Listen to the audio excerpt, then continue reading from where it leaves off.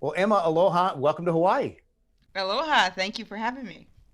COVID-19 has pretty much eliminated entertainment in Hawaii for the past year, but we're starting to see more artists come and we're starting to get more entertainment here.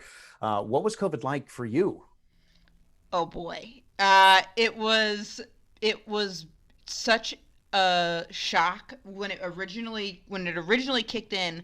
I'm so in my own world that my first thought was I was like, "Oh, thank God I don't have to go do this show I didn't want to do in New Jersey."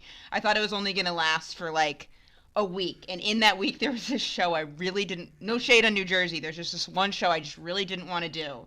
And I had bad boundaries. I didn't say no to it, and I had been like huffing and puffing about it, and I had actually said a little prayer the night before, like, God, get me out of this show in New Jersey. I'll do whatever you want.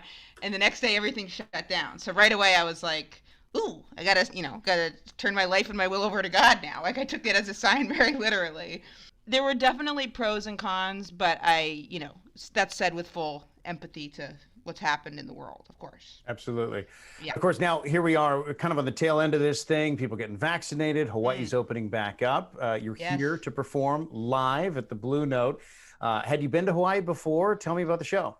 I've never been to Hawaii before, and you guys are doing it right. I mean, I was so impressed with the protocol and the apps and the paperwork and the way everything was run getting into Hawaii. There's no wiggling around anything. Like Hawaii is on it with the tourism department. Not surprising at all. And I've always wanted to come here, and I'm happy that this is the first place I've gone out of the states since COVID's happened. And for the show, it's it's all about just different human experiences that I've gone through during this year, but I'd say it's pretty light. I'm not going to be using any big words. You're not going to be in there like, "Oh, I should have studied harder in high school or something." You know what I mean? I just try to have it be like a feel good time. Like I would say humbly, if you like comedy like a Kevin James or a Brian Regan or a Cat Williams. Not that I'm necessarily like those guys at all, but I try to go for that same type of vein of just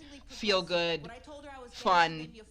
People are more alike than we are different type of vibe. Emma Wilmann, comedy at the Blue Note Saturday night, two shows, 6 and 8:30. You can get more information at the Blue Note's website. For KITV4 Island News, I'm Maleko, Mcdonnell.